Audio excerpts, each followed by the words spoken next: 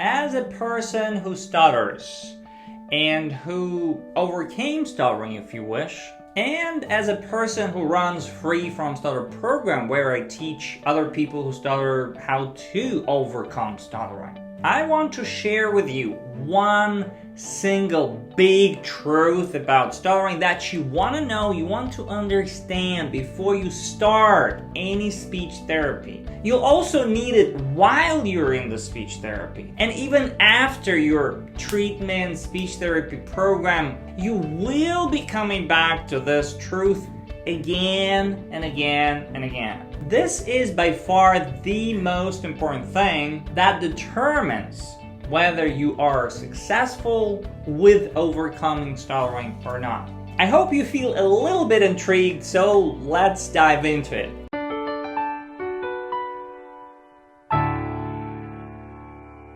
As I mentioned, I run Free from Stutter program, where we attach confidence to the very act of speaking, where we're building a new speaking pattern. And people often expect that I should be sharing, some secret how to cure stuttering or how to stop stuttering. And obviously in the program, we're doing speaking exercises. We're learning and applying techniques. And I love all of that. That's what I do. But overcoming stuttering begins long before you start working with your speaking. It starts with you. And it all comes down to admitting the problem. What? You might say, man, I'm watching a video, I stutter, so I admit the problem, of course. Yeah, but that's a different problem. It's not a problem with stuttering. It's a problem with you. And me, and every person who stutters, we all have it. Now, how we deal with it, that's a big question. And it actually determines, as I said, whether we're successful or not with overcoming stuttering. And so, the problem is... And the Oscar goes... And the Oscar goes... And the Oscar goes to... We want to look good outside, and we feel bad inside. We want to be cool, smart, perfect, while inside we feel embarrassment and fear and shame. So why it is so bad? Because it creates a lot of tension and avoidance. Stuttering itself is a concentrated physical and emotional tension. Remember your last speaking interaction today. What happened? Most of you would say that you tried to be fluent. You tried to look okay, regular, cool, perfect. You either did stutter or you had a feeling that it might come up. And we all know these stressful situations where we try harder because we want more to look cool and perfect and regular, like the situation when there are many new people and you're introducing yourself. That's the moment when we want to look perfect and we try harder. But the harder we try, the more force we put, the more counter force we get. The harder we try, the more stuttering. And even if you're fluent, we still feel the tension. What if, what if, what if? And even if nothing happens, it goes smoothly. After that, we feel, oh yeah, thanks God, I escaped. We are not able to truly enjoy this moment. So what we can do, what's our goal? What's the solution to that problem? And remember, what's the solution to successfully overcoming stuttering, right? And you might have guessed it already. It's just the opposite of our problem. We want to feel good inside and be ready to be awkward and bad outside. And there are two major strategies how we can do that. The first one, I call it easier stuttering. When you just open up about your stuttering, not feeling ashamed of it.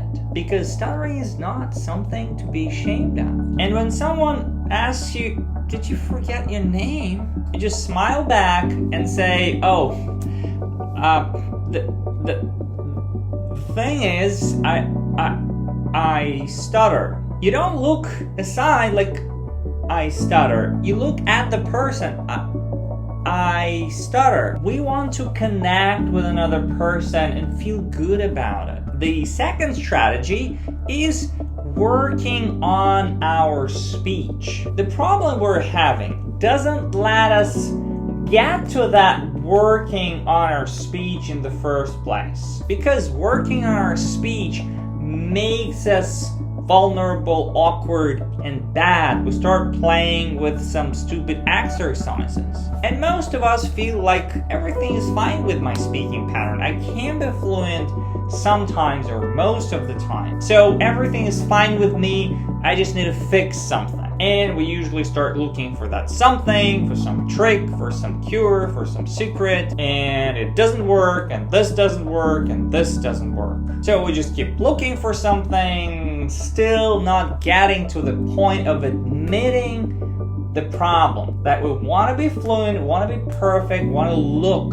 cool. We're not ready to be awkward and vulnerable. And it's exactly like me shooting this video. First, I was thinking that this t-shirt is not the right one. I have some yellow spot here, so I need to change it. I was thinking about my looks today. I don't look perfect today. I need to do something about it. Then I thought that the lighting is not right. There's a million reasons why we can postpone, delay things till someday. We all know that this someday never comes. The only way to stop it is actually do it the way it is. Be awkward, be bad, look awkward, look bad, but do it. Feel good about what you're doing. The same thing with working on your speech. We can always tell ourselves a million things, that I'm fine, I compare myself to other people who stutter, I'm better than they are. Or we can tell ourselves that that's the way I am, nothing can be changed. Or we can say I failed in my previous therapy, so why try again? In fact, I failed with my video yesterday and the day before yesterday.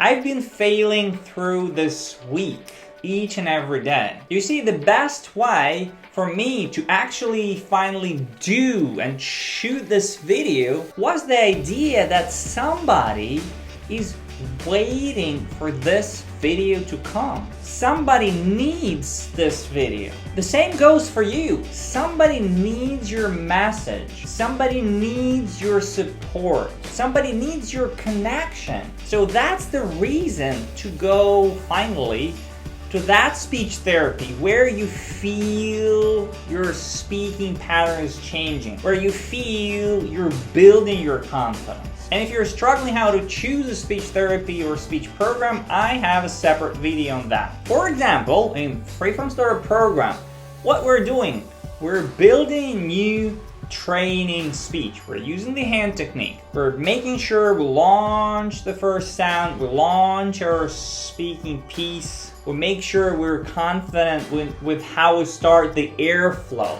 We're putting stresses, we're being more expressive, more powerful, and relaxing as well. We generally bring more structure to our speaking because we go from phrase to the next phrase. It's not an endless speaking. You say a phrase and then you launch a new one. But the point is, the training speech, of course, especially at first, it's rather visible.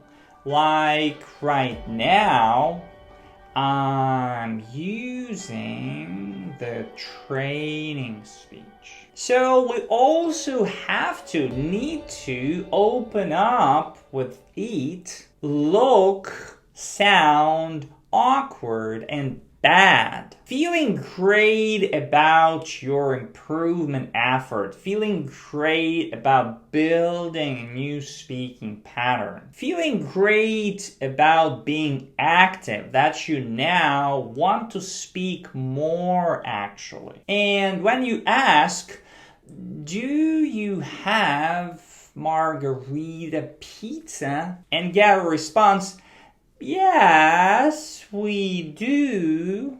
You just smile back and say, oh, I'm in the speech program for stuttering. So my speaking might be a little slower. We want to feel good inside about working on our speech, restoring the inner structure of our speaking pattern. And to be honest, I don't remember those thousands of successful times where I got support or people just didn't care. I remember that couple of times where people laughed at me. But the thing is, that's the most important thing. We need to feel good at that point.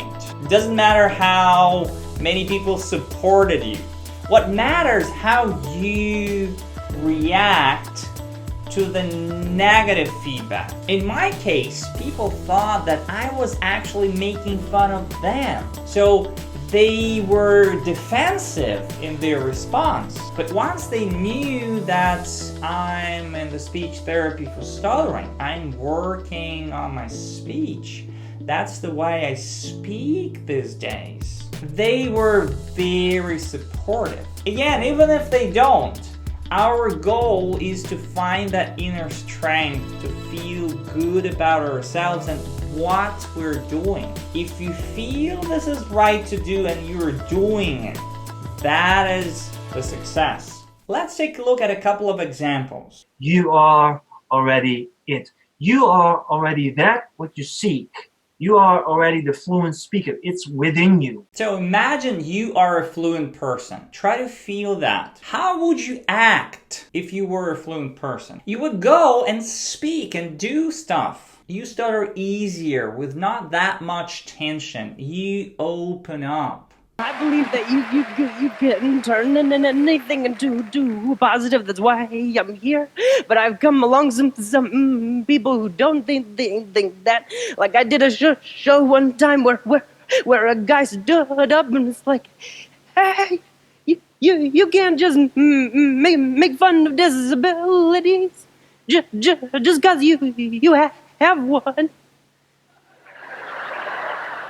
I was like, well, did I stutter? It's a joke, but it's not a joke. If you take a look at Lynch, he acts like a fluent, regular person. And that's powerful. That's beautiful. You can also take a look at my interviews with LeRon Barton, Scuotto, Pedro Pena, and Gillis. The central theme of all those interviews is opening up and feeling good about yourself. Another great example is Elon Musk. He doesn't have a stutter, but his speech is very stuttery. He's too busy to think about perfection in his speaking. He's so much focused on what he actually does, rather than how he looks. You know, there are American heroes who don't like this idea. Neil Armstrong, Gene Cernan have both testified against commercial spaceflight and the way that you're developing it, and I wonder what you think of that. I was very sad to see that, because those guys are, those guys are heroes of mine, so it's really tough. I wish they would come and visit and see the hardware that we're doing here, and I think that would change their mind. They inspired you to do this, didn't they? Yes. And to see them casting stones in your direction. It's difficult. What was your biggest failure, and how did it change you? Well, there's a ton of failures along the way, that's for sure. Like, so as I said, for SpaceX, the first 3 launches failed. And we're just barely able to scrape together enough parts and money to do the fourth launch. If that fourth launch had failed, we would have been dead. So multiple failures along the way. That third failure in a row, did you think, I need to pack this in? Never. Why not? I don't ever give up. How did you figure you were going to start a car company and be successful at it? Well, I didn't really think Tesla would be successful. I thought we would most likely fail. But I thought that we at least could address the false perception that people had that an electric car had to be ugly and slow and boring like a golf cart. But you say you didn't expect the company to be successful, then why try? If something's important enough, you should try, even if the probable outcome is failure. Or how do you think about making a decision when everyone tells you this is a crazy idea? Or where do you get the internal strength to do that? Well, first of all, I'd say I actually think I feel fear quite strongly. So it's not as though I just have the absence of fear. I feel it quite strongly. But there are just times when something is important enough, you believe in it enough, that you do it in spite of fear.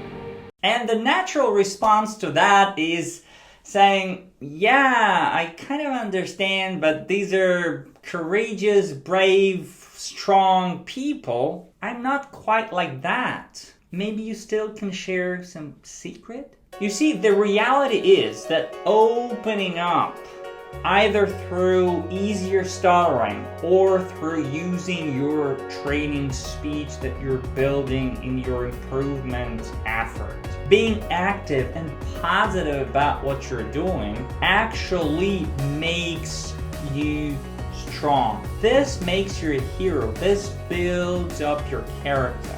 You're not set in stone. Life is a river. Tomorrow will be a new day. And it's only you who decides what you'll do tomorrow. Your action is a brick of a new building. Your action, single action, is a seed of a new tree. Thank you so much for watching. For more videos, subscribe to this YouTube channel. For more interaction, join Frequent Stutter Facebook group. And if you want to go deeper into working with your speech, head over to freefromstutter.com and join my free Improve program. Thank you and see you in the next video. And if you want to start working with your speech,